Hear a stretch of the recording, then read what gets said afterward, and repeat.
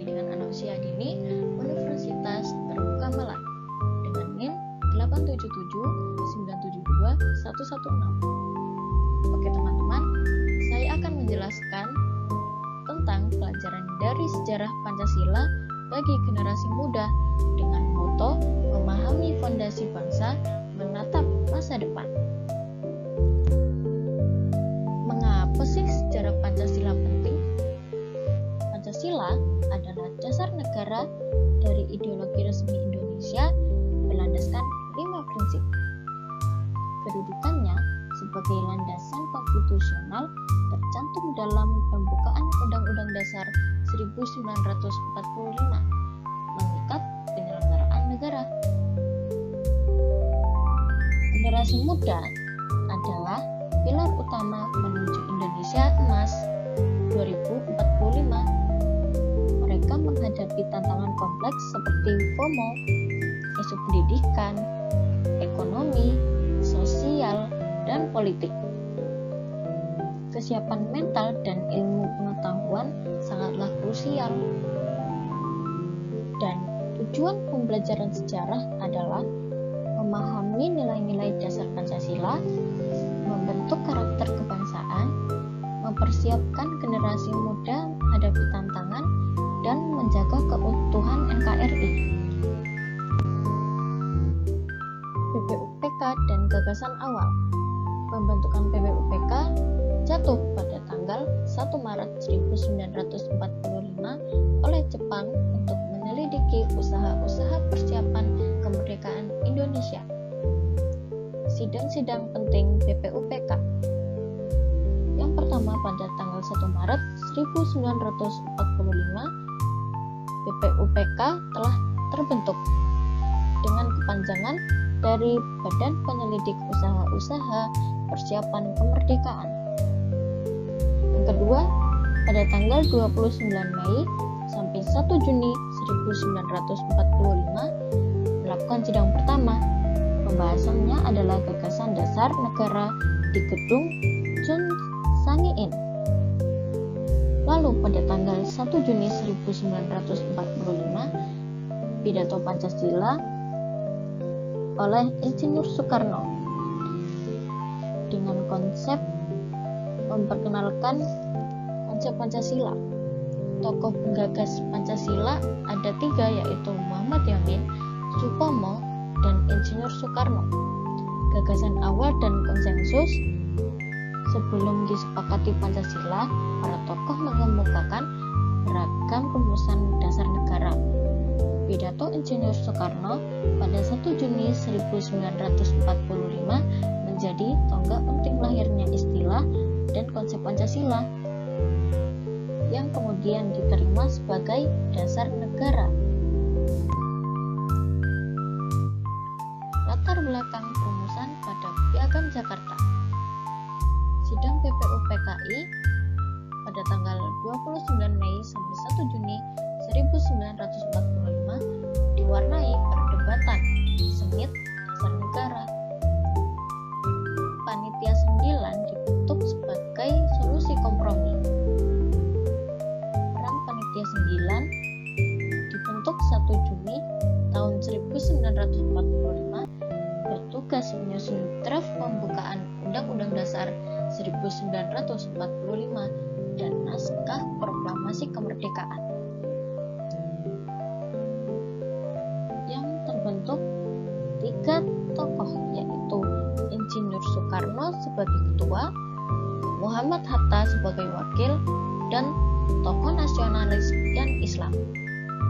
Isi dan makna Piagam Jakarta yaitu ketuhanan dengan kewajiban menjalankan syariat Islam bagi pemeluk-pemeluknya. Rancangan awal pembukaan Undang-Undang Dasar tahun 1945. Dinamika perubahan dan nilai toleransi. Pada tanggal 2 Juni 1945, perumusan draft Piagam Jakarta. Pada tanggal 8 Agustus 1945 terjadi penghapusan dan 7 kata ini dihapus demi persatuan, teman-teman. Peristiwa penting G30S PKI dan upaya pengkhianatan ideologi. Latar belakang pemberontakan PKI yaitu, atau kita bisa disebut G30S PKI ya teman-teman, itu merupakan peristiwa pengkhianatan terbesar bangsa Indonesia, dilakukan oleh organisasi yang mengklaim anggota TNI pada tahun 1965. Kronologi singkat G30S PKI pada tanggal 30 September 1965 malam itu adalah awal gerakan, teman-teman, yaitu melibatkan pasukan Cakrabirawa dan anggota PKI. Yang kedua, pada tanggal 1 Oktober 1965 pada dini hari itu dilakukan penculikan dan pembunuhan yang menewaskan 6 perwira tinggi dan 1 perwira pertama TNI. Dampaknya apa dan konsekuensi dari historisnya itu apa? Peristiwa G30S PKI tercatat sebagai tragedi nasional yang kelam dan sejarah pahit bagi bangsa Indonesia, menyisakan luka mendalam. Pancasila sebagai penjaga persatuan. Pancasila adalah dasar negara yang memegang peran sentral dalam menjaga persatuan dan kesatuan bangsa Indonesia yang majemuk. Nilai perekat bangsa.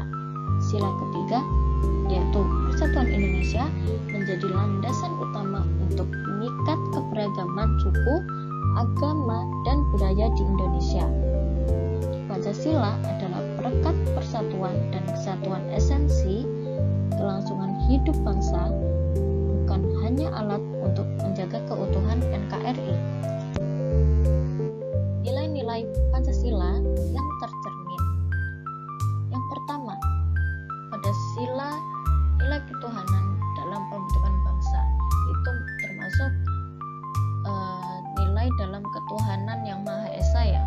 Pada sila pertama yaitu percaya akan adanya Tuhan yang Maha Esa, menjalankan perintah dan menjauhi larangannya sesuai kepercayaan masing-masing.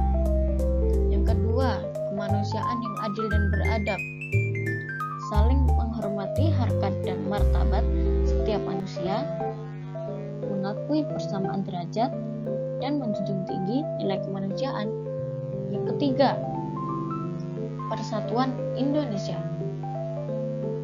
dengan Bhinneka Tunggal Ikanya, mewujudkan rasa cinta tanah air, menjaga persatuan dan kesatuan bangsa, serta menjunjung tinggi semboyan Bhinneka Tunggal Ika, yang berarti berbeda-beda tetapi tetap satu jua.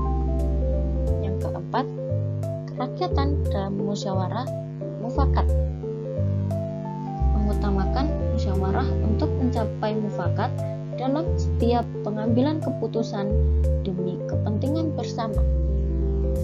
Yang kelima, keadilan sosial bagi seluruh rakyat Indonesia, mewujudkan keadilan dalam kehidupan bermasyarakat, berbangsa, dan bernegara tanpa memandang perbedaan. Pancasila sebagai dasar negara adalah pedoman hidup yang harus diterapkan dalam kehidupan sehari-hari dan landasan fundamental bagi penyelenggaraan negara. Refleksi pribadi dari aku sih untuk pelajaran generasi muda yaitu memahami dan menghargai sejarah, yaitu pemuda kunci perjuangan, memahami masa lalu membentuk identitas bangsa di masa depan. Terus ada melawan radikalisme dan intoleransi, pendidikan dan keluarga fundamental, bentengi diri dengan nilai kebangsaan dan toleransi. Terus yang ketiga ada menjaga persatuan dan kesatuan bangsa. Keberagaman adalah kekuatan, hindari perpecahan dan jaga kerukunan sosial.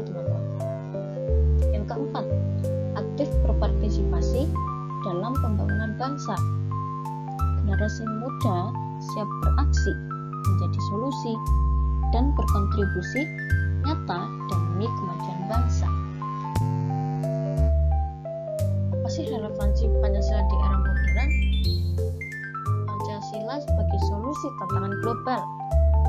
Di era globalisasi, Pancasila diuji oleh ideologi alternatif sebagai prinsip dasar berakar pada nilai-nilai moral Indonesia. Ia menawarkan solusi untuk menjaga keutuhan bangsa dan membentuk tatanan dunia yang adil dan harmonis. Kedua, ada etika berbangsa di era digital. Arus informasi dan teknologi digital membawa tantangan seperti hoax, intoleransi, dan konsumerisme. Terus nilai Pancasila memandu etika berbangsa di dunia maya, memperkuat karakter dan menjaga persatuan di tengah perubahan.